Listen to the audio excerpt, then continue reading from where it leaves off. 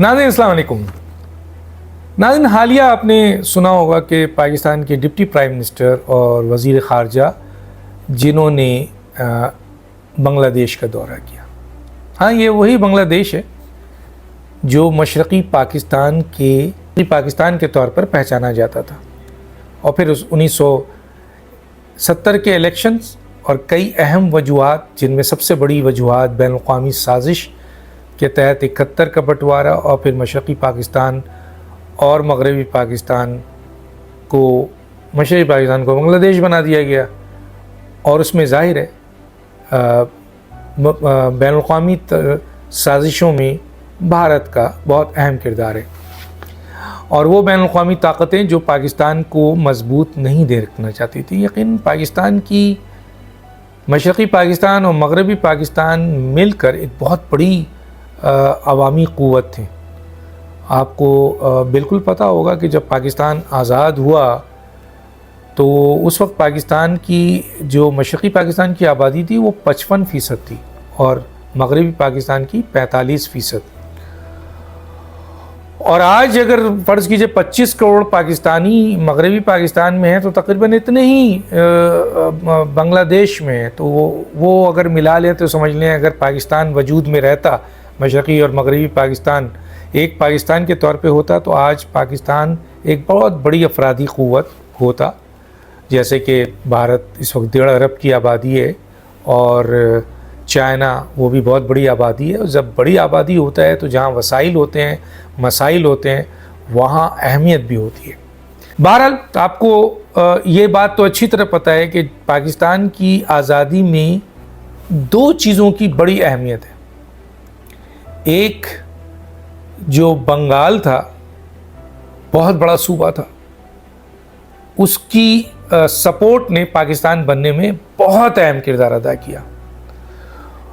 और दूसरा जो महाजिरीन थे, जिनको ये पता था कि वो पाकिस्तान में उनकी आबादी का वो हिस्सा पाकिस्तान में नहीं होगा, इसके बावजूद उन्होंने माइग्रेशन की और पाकिस्तान में आया, और इस माइग्रेशन से पाकिस्तान मुकम्मल हुआ है। याद रखिएगा 27% रिक्वायरमेंट होती है, और ये उस वक्त हुई। बहुत सारे लोग शायद इस बात को नहीं जानते, वो समझते हैं कि ये सिर्फ माइग्रेशन है। नहीं, ये माइग्रेशन मुहाजिरीन की, चाहे वो आपके अमृतसर वगैरह की थी, उस पंजाब के उस एरिया की थी, या यूपी, सीपी, बिहार की तरफ से जो लोग माइग्रेट करके आए, उनकी तादाद जब आई तो 1947 में तो पाकिस्तान आज़ाद हो गया था, लेकिन पाकिस्तान में मुकम्मल हुआ है वो तकरीबन इनकी आमद के बाद हुआ है। तो इसलिए पाकिस्तान के बनने में 2 चीज़ की अहमियत है। एक मुकम्मल होने में माइग्रेशन है, जो महाजिरों का माइग्रेशन है, और दूसरा है बंगाल की सपोर्ट। आपको पता होगा कि मुस्लिम अक्सरियती वाला सूबा बंगाल था, बहुत बड़ी तादाद थी। 1906 में ऑल इंडिया मुस्लिम लीग का जो आपके क़याम हुआ वो ढाका बंगाल में हुआ, और 1940 में करारदाद पाकिस्तान में बंगाल के लीडर्स और बंगालियों ने बहुत बड़ी तादाद में शिरकत की थी। 1946 के इंतखाब में मशरक़ी बंगाल ने पाकिस्तान को बहुत बड़ी तादाद में वोट दिया। मैं ज़्यादा तफसील में नहीं आना चाह रहा था, व्लॉग छोटा करना चाह रहा हूँ, इसलिए मैं थोड़ी सी चीज़ें बता रहा हूँ। और जैसे मैं बता चुका हूँ कि पाकिस्तान बनाने में और पाकिस्तान के मुकम्मल होने में बंगाल और दूसरा आपके मुहाजिरीन की हिजरत का बहुत बड़ा हिस्सा है, और इसमें भी मैं तफसील में नहीं जा रहा। 1955 में 1 यूनिट जो बनाया गया, जब यानी मगरबी पाकिस्तान को एक सूबा बना दिया गया, तो ये महरूमियाँ शुरू हुई।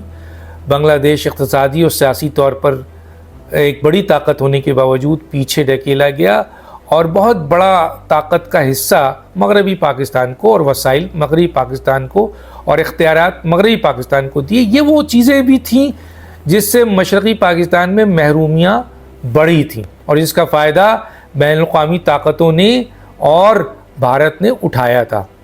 बहरहाल मैं इस डिटेल में नहीं जाना चाहता। अब ये है कि एक तवील अरसे तक حسینہ واجد جو شیخ مجیب الرحمن صاحب کی صاحبزادی تھیں، وہ بنگلہ دیش پر ان کی حکومت تھی. اب کیسی حکومت تھی، دھاندلی تھی، اس پہ میں نہیں جانا چاہتا، لیکن ایک طویل عرصے تک ان کی حکومت نے بنگلہ دیش کو بھارت کا ایک حصہ بنا دیا تھا. ایسا لگتا تھا کہ بنگلہ دیش آزاد نہیں ہوا ہے، بلکہ بھارت نے اپنا ایک حصہ بنا کر اپنا ایک نمائندہ جو حسینہ واجد کی صورت میں تھا اس کو وہاں پر مسلط کر دیا تھا. اس لیے بنگلہ دیش کا پاکستان سے تعلق کبھی بھی اچھا نہیں رہا اس کے بعد. اور حسینہ واجد کی دور میں جو طویل دور تھا، پاکستان اور بنگلہ دیش کے تعلقات بہتر نہیں ہوئے اور مزید بگڑتے رہے، اور بھارت نے مکمل طور پر حسینہ واجد کے ذریعے بنگلہ دیش کو کور کیا. اب جب کہ حسینہ واجد کو ایک انقلابی، بہت بڑا انقلاب آیا، وہاں کی عوام نے اٹھا کر پھینک دیا، اور بہت بڑا انقلابی جو ہجوم تھا، جو قوم، کیونکہ بنگلہ دیش ایک قوم ہے، پاکستانی قوم نہیں ہے، ہجوم ہے، بنگلہ دیشی قوم ہے، ترکی قوم ہے، ایرانی قوم ہے. تو اس قوم نے حسینہ واجد کی حکومت کو نہ صرف اٹھا کر دریا برد کر دیا، سمندر برد کر دیا، بلکہ اس کے پورے نظام کو توڑ دیا. اور وہ جو ایک دیوار بہت مضبوط حسینہ واجد نے پاکستان اور بنگلہ دیش کے درمیان کھڑی کر دی تھی، اور ایک لحاظ سے کالونی بنا دیا تھا بنگلہ دیش کو بھارت کی، وہ بھی توڑ دیا. اور اب ریسنٹلی اسحاق ڈار جو ڈپٹی پرائم منسٹر ہیں وہ بنگلہ دیش گئے، بڑی پذیرائی ملی، بہت امپورٹنٹ ملا، بہت سارے معاہدوں پہ دستخط ہوا، لیکن سب سے بڑی بات یہ تھی کہ بنگلہ دیش کی عوام نے پاکستان کو بھرپور طریقے سے ویلکم کیا. ایک ہاتھ میں بنگلہ دیش کا جھنڈا، ایک ہاتھ میں پاکستان کا جھنڈا نظر آیا.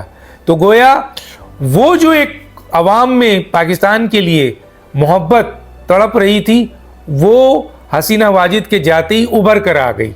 اور پھر اسحاق ڈار صاحب کے اس دورے نے پاکستان اور بنگلہ دیش کے تعلقات کو مضبوط کرنے میں ایک بہت اہم میں سمجھتا ہوں یہ جو ان کا ملاقات تھی اور یہ جو دورہ تھا، یہ اہم آپ کے ذریعہ ثابت ہوا. اب بنگلہ دیش اور پاکستان کے درمیان کئی اہم ترین میٹنگ ہونی ہے، کئی اہم اجلاس ہونے ہیں، اور یہ بھی ہونا ہے کہ پاکستان کے وزیر اعظم بھی جائیں گے بنگلہ دیش، اور ایک طریقے سے بنگلہ دیش اپنی جو اس کی اہمیت ہے، جو اس کی حقیقت ہے، اس کو رہتے ہوئے پاکستان کے ساتھ ایک بہترین برادرانہ ملک، بلکہ ایک قوت کے طور پر اب نظر آنے کی حالات پیدا ہو گئے ہیں. اس میں یقیناً پاکستان کے حکمرانوں کو اور بنگلہ دیش کے حکمرانوں کو، کیونکہ دونوں قوم پھر سے ایک دوسرے سے محبت جو کرتی تھی پہلے بھی، وہ حسینہ واجد کے جانے کے بعد اب ان کے درمیان ایک عوامی محبت جنم لے چکی ہے، اور یہ دورہ اس چیز کی عکاسی کر رہا ہے. تو اس میں دونوں حکومتوں کا کام ہے کہ اور قریب آئیں. ڈاکٹر دانش کو یاد دیجیے. اللہ حافظ.